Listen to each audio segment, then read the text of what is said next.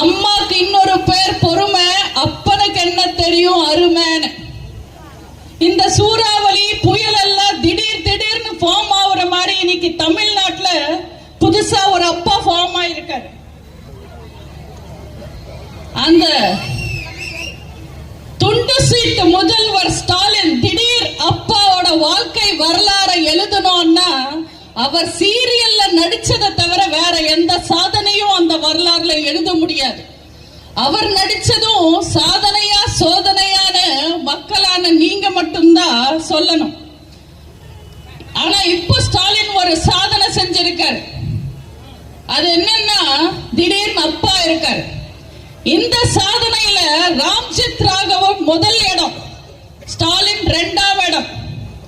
ராம்ஜித் ராகவ் யாருன்னு கேக்குறீங்களா? 94 வயசுல அப்பாவானவர்.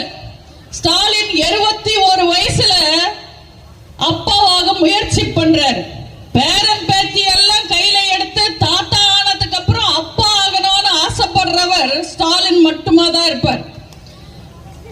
அப்பான்றது வெறும் வார்த்தை, அம்மான்றது அன்பு, அடையாளம், மரியாதை. அம்மான்ற வார்த்தைக்கு ஈடு இணை இந்த உலகத்துல எதுவுமே கிடையாது. மக்களே மனசார கூப்பிட்டா அது பட்டம், மந்திரிகள் எல்லாம் வச்சுக்கிட்டு கூப்பிட வச்சா அது மட்டம். யாரோ ஸ்டாலினை உசுப்பேத்திருக்காங்க சார். மறைச்சதுக்கு அப்புறம் கூட தமிழ்நாட்டு மக்கள் புரட்சி தலைவிய அம்மா அம்மா அம்மான்னு கூப்பிடுறாங்க. அதனால அதிமுகவை ஆட்டவோ அசைக்கவோ ஒலிக்கவோ முடியல. நீங்களும் அப்பா ஆயிட்டீங்கன்னு வச்சுக்கோங்க, திமுகவும் ஸ்ட்ராங் ஆயிடும்.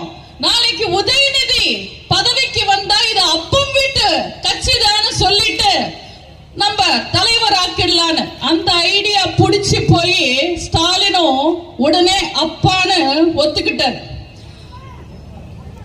போற இடத்துல எல்லாம் ஸ்டாலின மக்கள் அப்பா அப்பான்னு கூப்பிடுறாங்கன்னு மீட்டிங்ல பேசுறாரு ஸ்டாலின். அவருக்கு காது சரியா கேட்கல. கூட்டத்தில இருந்து எவனோ டோப்பா டோப்பான்னு கத்திருக்கா, இவருக்கு அப்பா அப்பான்னு கேட்டிருக்கு. கூட்டிட்டு வந்தவங்க தான் கூவுறாங்கன்னா கூட இருக்கிறவங்களுக்கு எங்க போச்சு அறிவு? சேகர் பாபு சொல்றாரு, நாங்க தமிழ்நாட்டையே ஸ்டாலின் அப்பான்னு கூப்பிட வைப்போம், அழைக்க வைப்போம். எங்க ஒரு வாட்டி சொல்லி பாருங்க.